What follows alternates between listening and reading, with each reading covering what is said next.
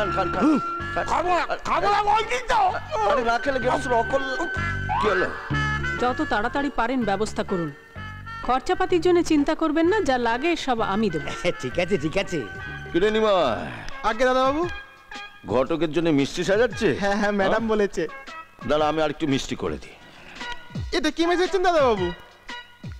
জোলাপ, মিষ্টির মাস্তুতো ভাই, কিছু বুঝলি? ও এটা ধর। দেখবেন পাত্রটি যেন ভালো হয়। সে আপনি চিন্তা করবেন না, আপনার মেয়ের জন্য এমন পাত্র আনবো না, রূপে ঋত্বিক রোশন, গুণে অমিতাভ বচ্চন, মারামারিতে অক্ষয় কুমার, আর লম্বা চড়া চেয়ারতে সঞ্জয় দত্ত। মানে এরকম একটা ককটেলের গলায় আপনার মেয়েকে ঠিক ঝুলিয়ে দেবো। ঝুলিয়ে দেবার আগে একটু মিষ্টি মুখ করে নিন ঘটক মশাই। এ কি তুমি মিষ্টি নিয়ে এলে? ইনি আমার মেয়ের জন্য অমিতাভ বচ্চন, শাহরুখ খান, ঋত্বিক রোশনের মতন পাত্র জোগাড় করে দিচ্ছেন, আর আমি নিজে হাতে ওনাকে মিষ্টি মুখ করাবো না? নিন, হাঁ করুন ঘটক মশাই, হাঁ করুন। না থাক। খাবেন না? তাহলে থাক। না খাবো খাবো। না খেলে তো গৃহস্থের অকল্যাণ হবে। গৃহস্থের অকল্যাণ। হাঁ করুন।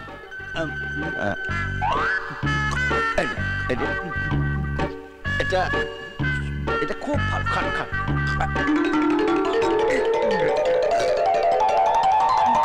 এটা নিন।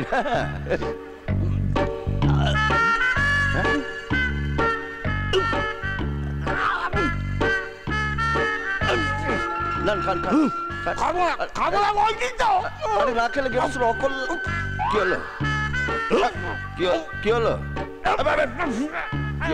এ কি ঘটক মশাই, আপনি উঠে পড়লেন কেন? বাকি মিষ্টিগুলো খান। নিকুতি করে আপনার মিষ্টি বলুন, বাথরুমটা কোথায়?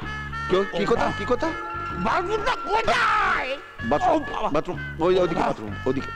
পরে এক ফোঁটা যদি পরে পেছনে এমন একটা লাঠি মারবো তখন টের পাবে।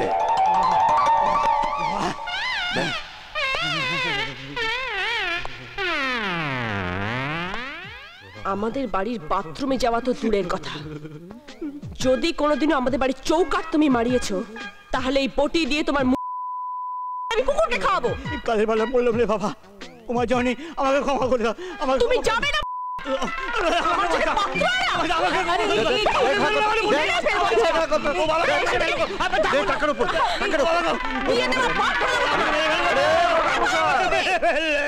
ঘটক মশাই, আরে পাজিটা তো নিয়ে যান।